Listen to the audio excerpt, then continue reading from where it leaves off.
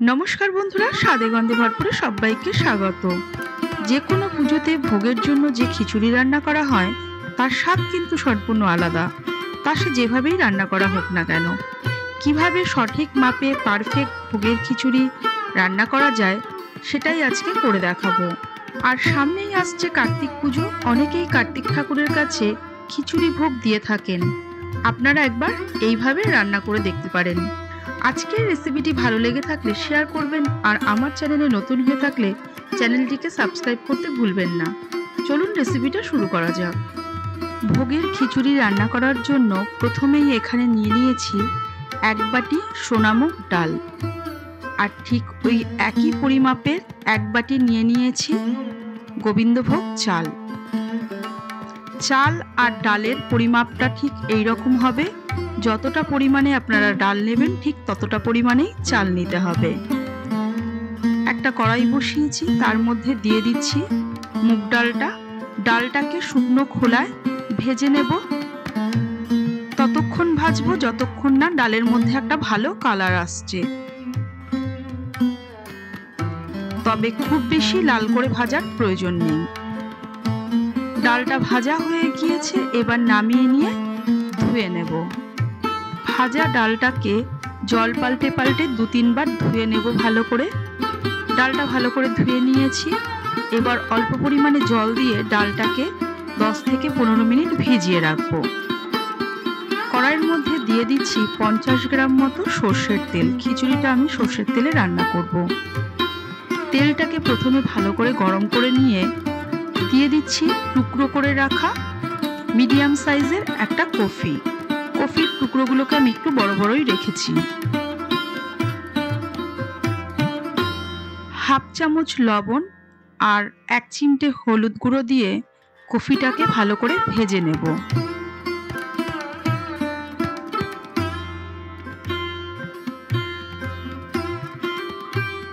কফির টুকরোগুলো ভাজা হয়ে গিয়েছে, এবার তেল থেকে তুলে নিচ্ছি। ওই তেলের মধ্যেই দিয়ে দিচ্ছি ডুমো করে কেটে রাখা 2টো মিডিয়াম সাইজের আলু। সামান্য পরিমাণে লবণ দিয়ে আলুর টুকরোগুলোকে ভেজে নেব। এখানে আমি আর হলুদ দিচ্ছি না।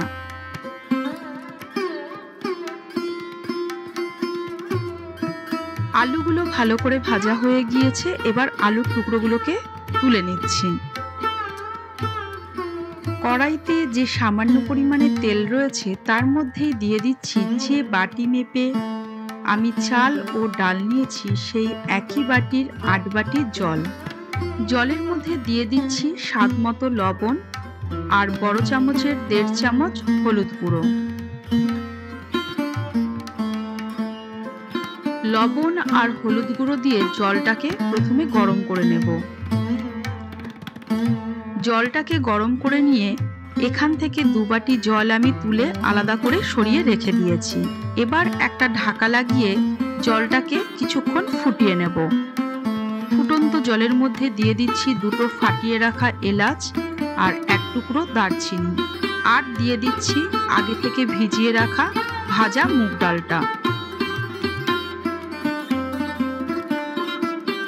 এবার দিচ্ছি ভালো করে ধুয়ে রাখা গোবিন্দভোগ চালটা।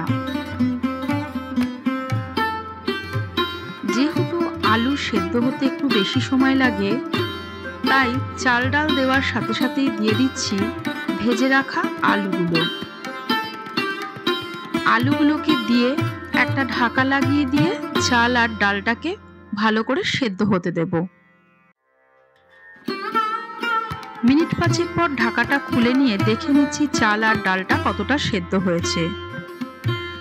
চাল আর ডালটা অনেকটাই সেদ্ধ হয়ে গিয়েছে, আর জলটাও কিন্তু অনেকটা শুকিয়ে গিয়েছে।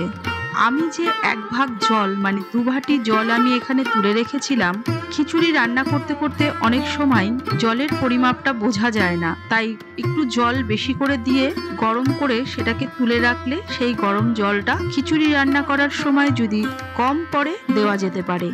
এবার দিয়ে দিচ্ছি ভেজে রাখা কফিগুলো।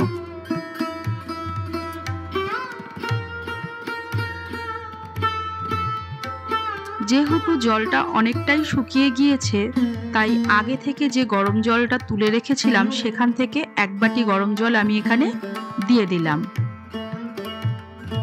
দিয়ে দিচ্ছি 3টে কাঁচা লঙ্কা ছেঁড়া ঝালের জন্য।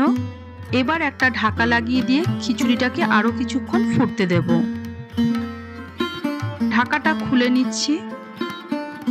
সবকিছুই এখানে ভালো করে সেদ্ধ হয়ে গিয়েছে। এবার গ্যাসের ফ্লেমটাকে লো করে দিয়ে খিচুড়িটাকে আরো কিছুক্ষণ রান্না করব। অন্য একটা ওভেনে একটা কড়াই বসিয়ে দিয়ে একটা মশলা তৈরি করে নেব।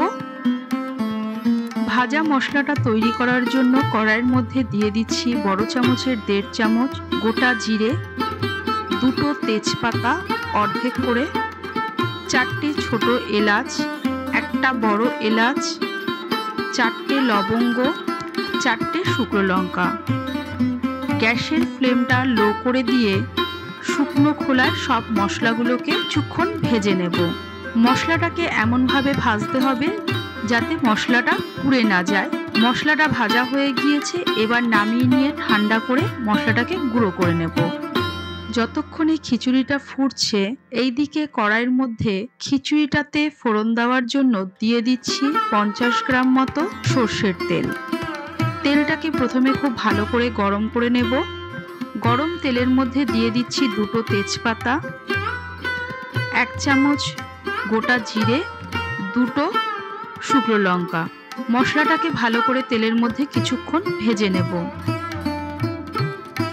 গোটা মশলাটা থেকে যেই একটা ভালো গন্ধ বেরোচ্ছে, এই সময় দিয়ে দিচ্ছি বড় চামচের 1.5 চামচ গ্রেট করে রাখা আদা। আপনারা এখানে আদা পেস্টও ব্যবহার করতে পারেন। আদাটাকে তেলের মধ্যে কিছুক্ষণ ভেজে নেব। তারপর দিয়ে দিচ্ছি 2টো মিডিয়াম সাইজের টমেটো কুচি। টমেটো কুচিটাকেও মশলার সঙ্গে ভালো করে কিছুক্ষণ ভেজে নিচ্ছি, যতক্ষণ না টমেটোটা নরম হয়ে যাচ্ছে। টমেটোটা নরম হয়ে গিয়েছে, এই সময় দিয়ে দিচ্ছি ছোট চামচের 1 চামচ লাল লঙ্কার গুঁড়ো।